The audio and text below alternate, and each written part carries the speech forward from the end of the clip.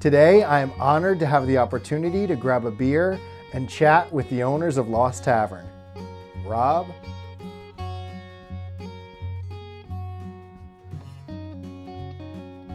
Kenny,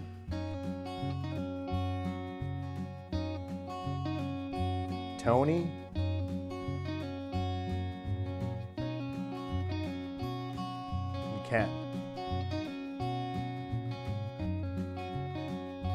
Get lost with us and find out how these guys turned a passion into a thriving brewery. It started with home brewing. Tony, a friend of ours, was home brewing, and Tony, saw him do it and tried the beer and kind of got the bug and did a batch, and then, I think he might have called me that night or something. It was like, oh, you gotta try this. We gotta start doing it. It didn't take long for us to really fall in love with it, and then we started musing about, on the idea of turning it into a living. And the first place that we looked at in earnest was this building here. And it started, the presentation, the guys had a great business plan together, and it looked solid. And before you knew it, they came over actually as one of the quote-unquote test runs. I was having a party in my house. They brought a handful of their beers over, and all my friends were raving about it. Yeah. We might have had a few too many that night, but it was a good way to kick it off. Right. So. Thorough testing. So, but at the time that they came to you with the business plan, how long did it take from then to then actually open up the tavern? Yeah, to start the construction in January 1 of 16. Mm-hmm. We knew we wanted to be in Hellertown for sure. Yeah. We didn't know if that was going to happen, if it was going to be feasible. We couldn't find something in Hellertown. We were willing to go outside, but very, very happy that we were able to land here. 4 or 5 people right behind us opening up, so I think we knew we didn't want to wait any longer. That was the first mention of any business here, was a tavern, and Lost Tavern popped into Tony's head, and he said it, and I smacked him, then hugged him, then smacked him again, and I said, that's it!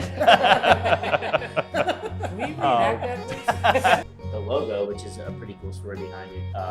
Tony's brother, Tim Ganji, is a very talented photographer in the area, and actually took a picture of Tony walking out of the garage when we were brewing back in the garage, and he was carrying a bucket of a kettle. Yeah, right. A brew kettle. Yeah, so he superimposed the image with Tony, so the seeker is actually... so that's the secret. Tony is the seeker, yes. Yeah, I am the vector of the secret.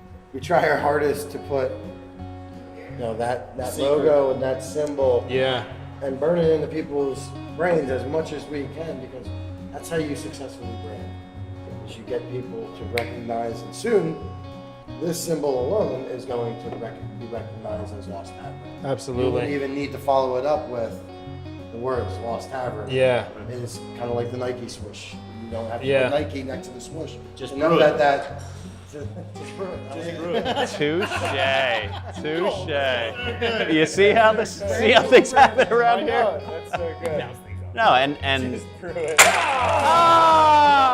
Jenga! You're coming up on a year and have been very successful. What do you think are some of the reasons that you've been as successful as you are?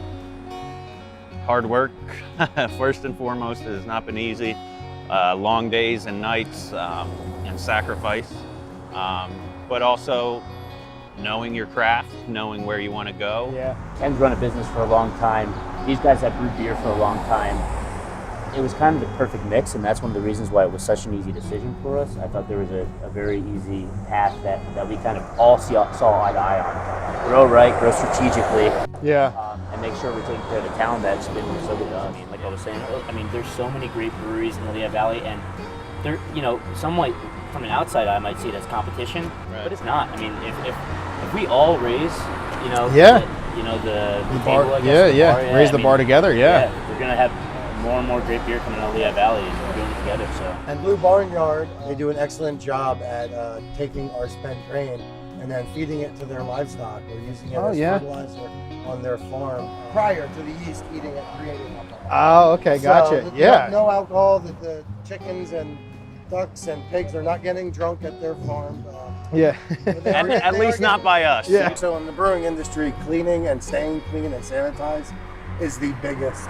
Is the biggest thing. I think maybe you clean 4 times as much as you're actually brewing for that. Really? He brews in between cleaning. I think it's going to be a great summer down here. We have a ton of events. not only here that we're going to be throwing and doing, but a lot of stuff at festivals and beer festivals and other events around the valley. Live music every night? Yeah, on occasion there's not on Sundays, but this week's Wednesday through Sunday. Typically 6 to 9 or 7 to 10 or sometime at that range. Some of the bigger bands in the area that play here, we have Public Displays of Rejection, Billy Bauer Band, John Fatum, trying to think of some of the other ones. The Growlers always get a really good response. A lot of things that need to be done on a daily basis here. Yep. Along with all the brewing. Yeah. We have a really great staff too. Derek Lutz in particular has been with us since the beginning. The rest of our staff is really great too, so we lean on them heavily.